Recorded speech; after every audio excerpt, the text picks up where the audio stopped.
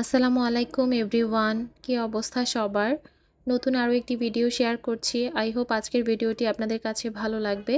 Video শুরুতে সবার কাছে ছোট্ট একটা রিকোয়েস্ট থাকবে, ভিডিওটি ভালো লাগলে প্লিজ একটা লাইক দিতে ভুলবেন না। আর যারা এখনও আমার চ্যানেলটিকে সাবস্ক্রাইব করেনি তাদের কাছে রিকোয়েস্ট থাকবে, ভিডিওটি ভালো লাগলে চ্যানেলটি সাবস্ক্রাইব করে পাশেই থাকবেন। তো আজকের ভিডিওটাও আমি সকালের নাস্তা বানানো থেকে স্টার্ট করেছি।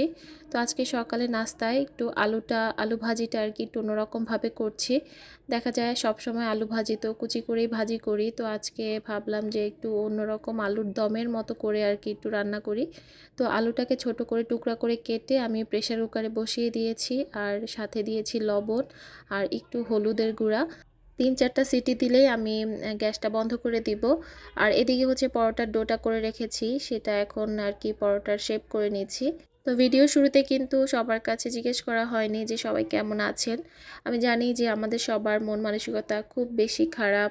আমরা যদি ভালোভাবেও থাকি তারপরও দেখা যায় যে দেশের পরিস্থিতির কারণে কিন্তু আমাদের মন মানসিকতা তেমন একটা ভালো নেই। তো সেই কারণে আর কারো কাছে জিজ্ঞেস করিনি। তবে সবসময় দোয়া থাকে সবার জন্য, যাতে সবাই যে যেখানেই থাকে না কেন সবাই ভালো থাকে, সুস্থ থাকে। আর এই মুহূর্তে আমাদের উপরে যে আল্লাহ তাআলা বিপদ দিয়েছেন, সেই বিপদ থেকে আল্লাহ তাআলাই আমাদেরকে খুব তাড়াতাড়ি হেফাজত করবেন। আর এত এত মানুষের দোয়া ভালোবাসা এগুলো আল্লাহ তাআলার কাছেও বৃথা যাবে না। এই দোয়া আল্লাহ তাআলাও কবুল করে ফেলবেন, খুব তাড়াতাড়ি আমরা এই বিপদ থেকে উদ্ধার হয়ে যাব ইনশাল্লাহ। তো যাই হোক, নাস্তা বানাতে গিয়ে আমার একটা দুর্ঘটনা ঘটে গিয়েছে। আমার হাতের মধ্যেই আর কি লেগে আমার যে কাচের অয়েল জারটা আছে সেটা পড়ে আর কি নিচে ভেঙে গেছে। তো অর্ধেক পরিমাণ তেল ছিল জারটাতে, সেই তেলটাও ফ্লোরে পড়ে একদম ফ্লোরের অবস্থাও খুব খারাপ হয়ে গেছে। তো এটা আবার ক্লিন করতে আমার আরও মনে হয় 1 ঘন্টা সময় লাগবে, কারণ তেলটা কিন্তু সব মানে যে নিচে পড়লে সহজে উঠতে চায় না। তো যাই হোক, পরে আমি তেলটা মানে সয়াবিন তেল অল্প একটু বাটিতে নিয়ে তারপর এরকম ব্রাশ দিয়েই আর কি দিচ্ছি। তো সকাল সকালে হাত থেকে যখন কোনো কিছু পড়ে ভেঙে যায় তখন খুব বেশি মন খারাপ হয়ে যায়। তো আজকেও আমার এই অবস্থা হয়েছে। তো যাই হোক, এক এক করে আমি পরোটাগুলো বানিয়ে নিয়েছি। আজকে আমি ময়দা আর আটা মিক্স করে তারপর কিন্তু পরোটা বানিয়েছি। তো বাসায় আটা ছিল, বাচ্চারা তো আটা মানে আটা দিয়ে যদি রুটি পরোটা বানায় সেটা খেতে চায় না। তো একটু আটা আর ময়দা মিক্স করে নিয়েছি যাতে মানে আটাটাও খাওয়া হয়ে যায়।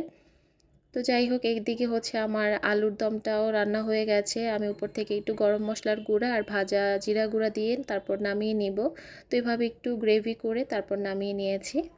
আমার গত ভিডিওতে এমডি আরাফাত আইডি থেকে একজন কমেন্ট করেছেন, উনি জানতে চেয়েছেন, আপু আপনার টেবিল ক্লথটা কোথা থেকে নিয়েছেন, প্রাইস কত, ডাইনিংয়ের লুকটা যদি ভালো করে দেখান প্লিজ। তো আমার যে টেবিল ক্লথটা ছিল ওইটা আমি নিয়েছিলাম কুশল সেন্টার থেকে, 6 পিসের আর কি একটা সেট নিয়েছিলাম। আর প্রাইস মেবি 600 টাকা নিয়েছিল, পার পিস 100 করে।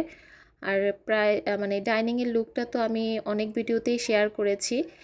আমার যে হোম ট্যুরটা আছে সেই হোম ট্যুরের ভিডিওটা চাইলে আপনি দেখতে পারেন, ওটার মধ্যেও খুব ভালো করেই ডাইনিং টেবিলটা দেখানো হয়েছে। তো দুপুরে আজকে আমি আচারি বেগুন রান্না করব, এর জন্য আমি বেগুনটা কেটে তারপর হলুদ লবণ আর মরিচের গুঁড়া মিক্স করে এখন তেলে ভেজে নিচ্ছি। বেগুন তো খুব তাড়াতাড়ি সেদ্ধ হয়ে যায়, তো খুব বেশি একটা ভাজবো না, হালকা একটু কালারটা চেঞ্জ হয়ে আসছে এখন আমি মানে বাটিতে উঠিয়ে নিব। আর যে তেলটা থাকবে এটার মধ্যে আমি মশলা দিয়ে তারপর রান্না করে নিব। তো গ্যাসের চুলাটা আর কি জালটা বাড়ানো ছিল, এর জন্য আর কি তেলটা পুড়ে গেছে। তো পরে আমি এখানে একটা তেজপাতা দিয়েছি, তারপর একটু পাঁচফোড়নের গুঁড়া দিয়েছি, আর 2টা শুকনো মরিচ দিয়েছি, তারপর একটু রসুন কুচি দিয়েছি। তো শুকনো মরিচ আর রসুনটা একটু ভালো মতো ভেজে তারপর এর মধ্যে আমি এই তো বেগুনগুলো দিয়ে দিয়েছি। এখানে আমি তেঁতুলের পাল্প করে নিয়েছিলাম, তেঁতুল একটু পানি দিয়ে গুলিয়ে রেখে তারপর যে বিচিটা ছিল ওইটা ফেলে দিয়েছি। তো এই পাল্পটা দিয়ে এখন একটু নাড়াচাড়া করে নিচ্ছি। তো এখানে স্বাদ মতো চিনি দিয়ে দিচ্ছি, একটু টক মিষ্টি ঝাল, যেহেতু বেগুনের আচার এটা, তো একটু টক মিষ্টি ঝাল তো থাকবেই। তো এখানে আমি একটু চিনি দিয়ে দিলাম। এই তো রান্নাটা কিন্তু অলমোস্ট হয়ে গেছে। লাস্ট পর্যায়ে এসে এখানে একটু ভাজা জিরা গুঁড়া আর হচ্ছে পাঁচফোড়নের গুঁড়া আর একটু গরম মশলা গুঁড়া দিয়ে তারপরে এই তো নামিয়ে নিয়েছি। এটা কিন্তু পোলাওর সাথে বা ভাতের সাথে খুব বেশি ভালো লাগে, গরম ভাত গরম পোলাওয়ের সাথে। তো যাই হোক, রান্নাটা কমপ্লিট করে এসে এদিকে আমি ডাইনিং টেবিলটাও একটু গুছিয়ে নিলাম। আর যে ডাইনিং টেবিলটা দেখতে চেয়েছেন, এই যে আবারও কিন্তু আপনাদের সাথে শেয়ার করলাম ডাইনিং টেবিলটা। আসলে ডাইনিং টেবিলের চেয়ার কভার থাকে, ডাইনিংয়ের উপরে কভার থাকে, এর জন্য কিন্তু ওরকমভাবে যে ডাইনিংয়ের পুরো লুকটা দেখানো সম্ভব হয় না। যেহেতু ছোট বাচ্চা আছে সেই কারণে আমি ডাইনিংয়ের মানে ডাইনিং টেবিলটা একটু ঢেকে ঢেকেই রাখি। গ্লাসের তো একটু বাচ্চারা নষ্ট করে বেশি। আর এদিকে আমার ছেলের বারান্দায় আমি দুইটা যে আমার ফ্লাওয়ারের স্ট্যান্ড আছে, মানে টব রাখার স্ট্যান্ড আছে, সেগুলো দিয়ে দিয়েছি। এই স্ট্যান্ডগুলো পড়েছিল বারান্দায়, তো ভাবলাম এখানে কিছু গাছ রেখে দেই। আমার পুরো বাসার মধ্যে এই বারান্দাটাতেই আর কি এই স্ট্যান্ডগুলো আর কি ফিট করা যায়। অন্যান্য যে বারান্দাগুলো আছে এটার মধ্যে আর কি রাখা যায় না স্ট্যান্ডগুলো, মানে বসে না ঠিকঠাক মতো। এই জন্য এই বারান্দাতেই আমি সেট করে দিলাম। আর কিছু গাছ আমি এনে রেখে দিলাম। আর যে গেস্ট এসেছিল সে ভাইয়াও চলে গেছে। তারপর বিছানা চাদরটাও চেঞ্জ করে আমি গুছিয়ে নিলাম আর কি, পুরো বাসাটাই গুছিয়ে নিয়েছি। আর ডাইনিংয়ের কভারটাও আজকে চেঞ্জ করে দিয়েছি। তো আমার কাছে যখন মনে হয় যে ডাইনিং টেবিলটা দেখতে ভালো লাগছে না, তখনই আমি মানে কভারটা চেঞ্জ করে দেই। মানে সব সময় একরকম লুক দেখতে ভালো লাগে না, মাঝে মাঝে নতুনত্ব একটু দেখতে ভালোই লাগে। আমার গত ভিডিওতে নীলু আইডি থেকে আপু কমেন্ট করেছেন, কেমন আছো আপু, আশা করছি এই মুহূর্তে ভালো আছো। যেখানে দেশ খুব একটা ভালো নেই, দেশে বন্যা হচ্ছে, সেই জন্য আশা করছি তুমি তোমার বাচ্চাদেরকে নিয়ে ভালো আছো। আমার বাচ্চারাও চাইনিজ আইটেম খেতে খুব পছন্দ করে, মাছগুলো খুব ফ্রেশ ছিল, তাপসী মাছ আমার কাছে খুব ভালো লাগে। অসংখ্য ধন্যবাদ নীলু আপু, খুব সুন্দর একটা কমেন্ট করেছো। আসলে দেশের অবস্থা ভালো না থাকার কারণে মন মানসিকতা তেমন একটা ভালো থাকে না, মানে ভিডিও করার বা দেওয়ারও ইচ্ছে তেমন একটা থাকে না। আপনাদের ভাইয়া গত 2 দিন ধরেই আর কি টিএসসিতে ছিল। সে বাসা থেকেও আমার অনেক কাপড়-চোপড় নিয়ে তারপর যতটুকু পেরেছে সে শুকনা খাবার কিনে দিয়ে ওদেরকে হেল্প করেছে। মানে আমাদের যতটুকু আর কি সামর্থ্য ছিল আমরা চেষ্টা করেছি। তো আপনাদের ভাইয়া বলেছে মানুষের এত আন্তরিকতা, এত ভালোবাসা দেখে আসলেই সে অবাক হয়ে গেছে। এত এত মানুষ হেল্প করছে। মানে টিএসসিতে রাখার মতো জিনিসপত্র রাখার মতো নাকি জায়গা হচ্ছিল না। এত মানুষ এসেছে। তো আল্লাহ তাআলা আমাদেরকে এই বিপদ থেকে ইনশাআল্লাহ খুব দ্রুতই হেফাজত করবে, এই আশায় আছি।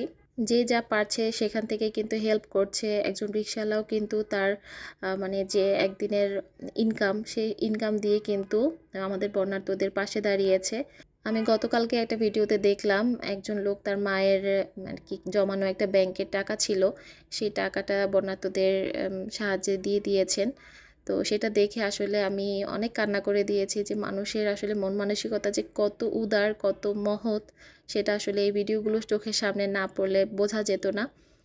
তো যাই হোক, এদিকে সন্ধ্যার দিকে কিছু রান্না বান্না করতে হবে, এর জন্য আমি এখানে চিংড়ি মাছ ভিজিয়ে নিলাম। আর সকালে যে দুপুরে আর কি যে বেগুন, আচারি বেগুন করেছিলাম, তখন কিছু বেগুনও রেখে দিয়েছি। ভাবছি যে সন্ধ্যার সময় বাচ্চাদেরকে একটু বেগুনি করে দিব। তো ছোট ছোট পিস করে কেটেছিলাম আচারি বেগুন করার জন্য, এটা দিয়েই আর কি একটু বেগুনি করে দিচ্ছি, মানে সন্ধ্যার নাস্তা হিসাবে হয়ে যাবে। আর ফ্রিজে সসেজ ছিল, সেই সসেজটা আমি এয়ার ফ্রায়ারে আর কি একটু ফ্রাই করে নিয়েছি। এই তো সসেজটা আমি ফ্রাই করে তারপর এখন বাচ্চাদেরকে নাস্তাটা দিয়ে দিব।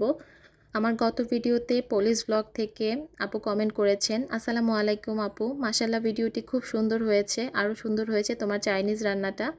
অসংখ্য ধন্যবাদ পলি আপু সুন্দর একটা কমেন্ট করার জন্য। আপনার জন্য অনেক অনেক দোয়া আর ভালোবাসা রইল, ভালো থাকবেন আপু। তো এই তো বাচ্চাদেরকে নাস্তাটা দিয়ে দিলাম, ওরা নাস্তা করে তারপর পড়তে বসবে। আর এদিকে হচ্ছে ওদের বাচ্চাদেরকে আর কি পড়তে বসিয়ে আমি চিংড়ি মাছটা রান্না করে নিয়েছি, মানে ছোট চিংড়ি একটু ভুনা করে নিয়েছি। আর এদিকে হচ্ছে মসুর ডাল পাতলা করে রান্না করব। এই তো রাতের জন্য এইটুকুই আর কি রান্না বান্না করব। ডাল বাগার দেওয়ার জন্য এই তারকা প্যানটা নিয়েছিলাম একটা অনলাইন পেজ থেকে। তো এই প্রথমবার আমি এটা ইউজ করছি, ভালোই লাগছে। তারকা প্যানটা কিন্তু বেশ ভালো কাজের মনে হয়েছে আমার কাছে। মানে অল্প ছোট্ট একটা হাঁড়ি, কিন্তু দেখতে খুবই কিউট।